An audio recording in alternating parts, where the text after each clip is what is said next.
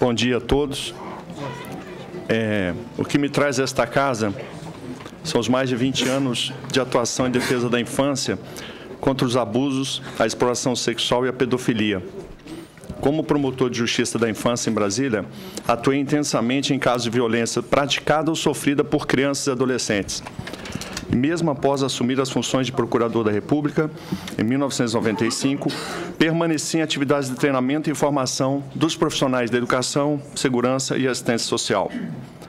O objeto central da minha exposição será a análise das repercussões na infância e adolescência da regulamentação da maconha. Antes de adentrar ao tema específico, porém, eu gostaria de contextualizar o cenário geral em que se encontra esta batalha, o que eu chamo batalha pela regulamentação da maconha. A história nos revela que guerras são compostas de muitas etapas. Lutar batalhas sem a visão geral da guerra é suicídio. É essencial ter a visão do todo para saber discernir o momento e local de agir com maior eficácia. Nos anos 60, o comunismo enfrentou uma crise. Os trabalhadores, especialmente europeus, não estavam mais dispostos à luta revolucionária, por haver alcançado condições econômicas e sociais satisfatórias. Eles não eram mais expostos a tomar o poder político pelas armas. Na expressão de um filósofo comunista, abre aspas, os trabalhadores se aburguesaram. No Brasil, vivemos isto hoje de forma muito intensa, não sendo surpresa que as manifestações recentes de ideólogos marxistas que proclamaram odiar a classe média.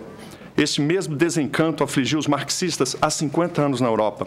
Houve um desencanto profundo com a viabilidade da causa operária, como até então vinha sendo priorizada, ou seja, a conquista do poder pela revolução. Concluíram, então, que era preciso mudar a estratégia da revolução e levantar uma nova classe revolucionária. Elegeram as minorias e os discriminados da sociedade, desempregados, prostitutas, presidiários, dependentes de droga, gays, entre outros.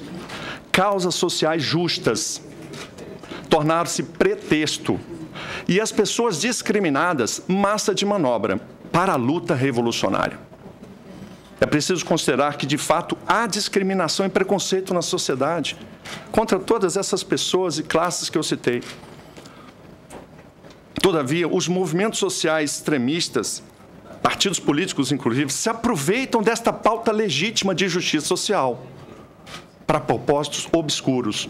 Eles não desejam apaziguar conflitos na sociedade, de forma alguma. Pelo contrário, sua lógica é a conquista do poder para a conquista do poder. Sua lógica para a conquista do poder é criar mais antagonismos e conflitos.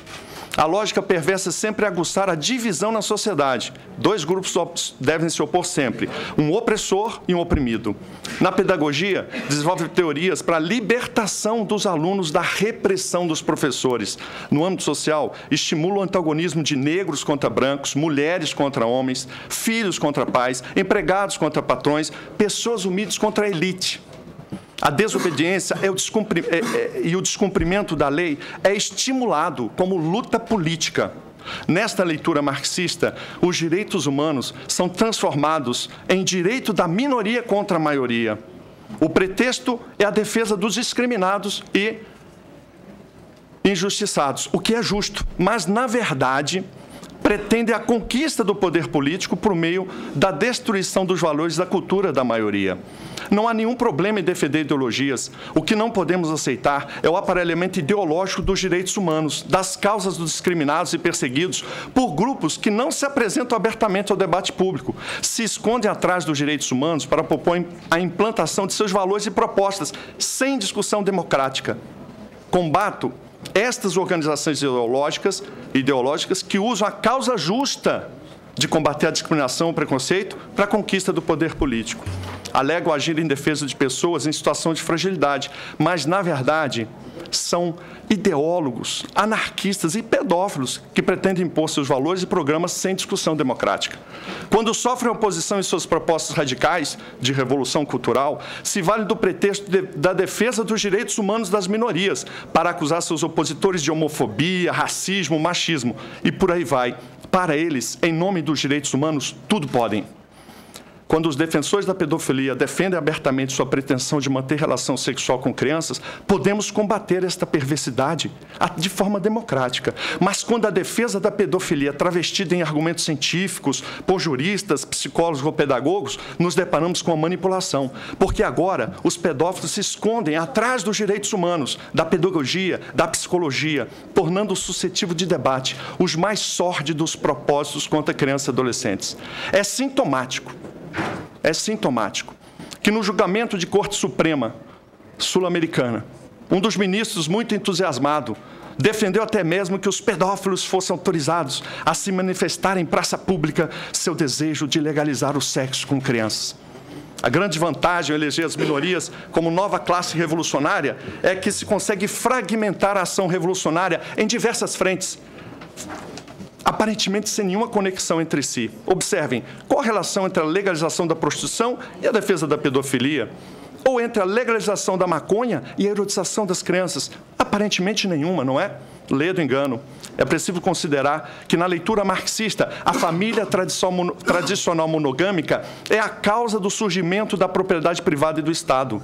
Família tradicional monogâmica é a causa do surgimento da propriedade privada e do Estado.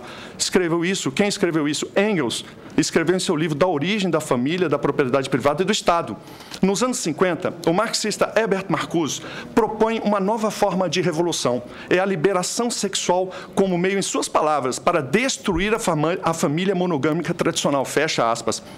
Marcuse acreditava na revolução por meio de uma difusão de uma ideologia sexual consistente na inexistência de qualquer restrição a práticas sexuais, de qualquer tipo, bestialismo, pedofilia, especialmente para crianças e adolescentes. Tudo está escrito em seu livro, Eros e Civilização. Sua proposta central é destruir a família monogâmica tradicional por meio da radical liberação sexual dos indivíduos, especialmente crianças e adolescentes, de qualquer restrição à prática sexual. Agora, nos anos 90, nós temos a doutrina do gênero e a doutrina do gênero neutro, que aprofunda barbaramente essa ideia de desconstrução da masculinidade nos meninos e da feminilidade nas meninas. Não é por outro motivo, inclusive, que líderes do movimento gay apresentaram um projeto de lei no Congresso Nacional. Essa casa está avaliando, analisando, autorizar a mudança de sexo em crianças, até mesmo contra o consentimento dos pais. Projeto de Lei 5002/2013. O pior de tudo vem, trago aqui a prova, trago para vocês. O pior de tudo, os materiais de dados do MEC já contemplam e estimulam esse terrível abuso institucional contra crianças e adolescentes, estabelecendo como princípio da educação infantil brasileira, abre aspas, o direito da criança ao prazer sexual. Está aqui. Apresento, inclusive, esta casa para que analise a página 59 e 60 desse guia escolar do MEC, orientando professores a educar crianças, e está aí exposto. Vou continuar. O objetivo da destruição da família monogâmica tradicional é tão explícito que esses movimentos extremistas, digo, não são gays, não são os presidiários, não são as pessoas que se prostituem, não. Eu separo entre quem vive a aflição dos movimentos ideológicos, claramente. Os movimentos extremistas propõem abertamente a proibição da menção à expressão pai ou mãe em escolas ou em documentos, registros públicos de identificação civil. O alvo central é alcançar a mente das crianças. Na Escócia existe um projeto de lei chamado Named Person Bill. Esse Named Person Bill, esse movimento é mundial, ele propõe que cada escocês, cada criança ao nascer, terá um membro designado por Estado para protegê-lo dos pais. Está em discussão na Escócia esse projeto de lei. Fica muito evidente, eu estou resumindo, que estamos diante de um movimento político ideológico que utiliza os direitos humanos, especialmente a defesa de minorias e discriminados, como instrumento de ação política revolucionária. As minorias e discriminados são massa de manobra, um pretexto maquiavelicamente utilizado para destruir os valores da maioria. Engels, Heidegger e Marcuse falam disso claramente. O local principal de influência desta classe revolucionária não será o Congresso Nacional, embora em parte, mas o Supremo Tribunal Federal e órgãos administrativos. Aliás, para esses radicais é fundamental enfraquecer a democracia representativa. É nesse contexto que a erotização e corrupção da infância são instrumentos desta ideologia para implementar radical reengenharia psicológica e social em crianças e adolescentes. E aqui encontramos o elo de ligação entre todas essas propostas aparentemente desconexas.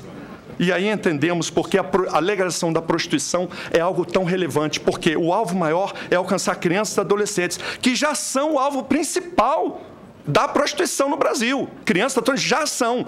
Quando legalizar a prostituição, eu estou dando um exemplo, quando legalizar como uma atividade comum, imagine como serão ainda mais alvo da ação para a prostituição crianças e adolescentes. É nesse âmbito de análise que eu gostaria de contextualizar a discussão sobre a regulamentação da maconha. As propostas de liberação do consumo da maconha ou outras drogas, igualmente, têm profundo impacto nas crianças e adolescentes. Aliás, o principal alvo hoje, como já o é, para a publicidade de cigarros e bebidas. As pesquisas revelam que um dos mais imediatos resultados do uso de maconha em crianças e adolescentes é a recusa a obedecer a autoridades. Isso é pesquisas, que a gente pode, inclusive, fornecer. Professores, pais, orientadores se tornam imediatamente alvo de repulsa. Quer dizer, pessoas em desenvolvimento estarão sendo alijadas do processo natural de educação porque elas se tornarão independentes. A autonomia de vontade é base do princípio pedófilo para que as crianças decidam se querem ou não manter relação sexual. É o princípio básico da pedofilia que encontramos aqui também. A criança ou adolescente se torna um rebelde incontrolável. São pesquisas que revelam isso. As pessoas que iniciam o consumo da maconha ainda na adolescência são 4 vezes mais propensas a se tornar dependentes químicas. No sistema judicial, a incidência de crimes praticados e sofridos por crianças e adolescentes drogadas, inclusive pelo uso da maconha, é avassaladora. Corrompidos em sua consciência e vontade, pois se encontram informação, crianças e adolescentes são facilmente estimulados ao crime, à prática sexual precoce e à prostituição. Na questão da prostituição, a incidência do consumo de drogas é total. Crianças e adolescentes exploradas sexualmente recorrem intensamente ao consumo de drogas. É intenso o consumo também associado à prostituição ao estupro. Eu trago uma pesquisa dos Estados Unidos que revelou que 90% dos casos de violência sexual, estupros em universidades americanas, em 90% dos casos, o autor, a vítima ou ambos estavam sob efeito de drogas. É fundamental considerar as condições socioeconômicas e familiares tão diversificadas do Brasil também. Uma coisa é o neto do presidente Fernando Henrique Cardoso usar maconha na adolescência. Certamente terá recursos financeiros para procurar tratamento médico e espero tenha também apoio familiar. Esse não se compra com dinheiro. Outra completamente diferente será um filho de um trabalhador que mora em uma periferia das cidades, cujos pais trabalham o dia todo fora e não tem recursos nem tempo suficiente para lidar com essa trágica situação.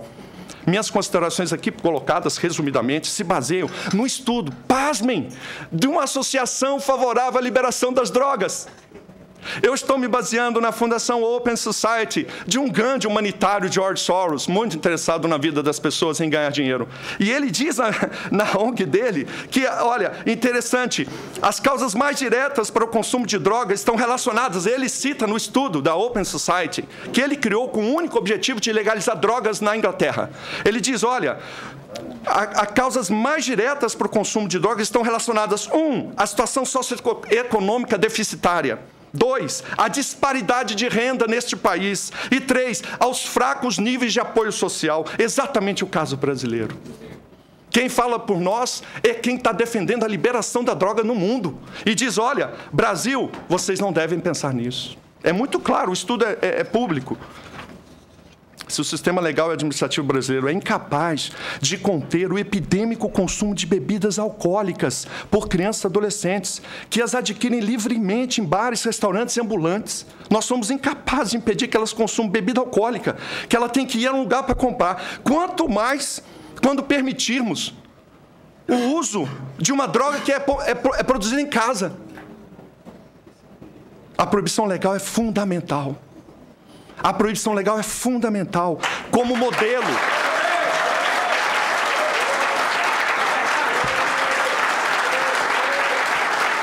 A proibição legal é fundamental, e termino, já estou em fase, último parágrafo. A proibição legal é fundamental como modelo para gerações. É simbólico, mas fundamental. Professores, pais, educadores,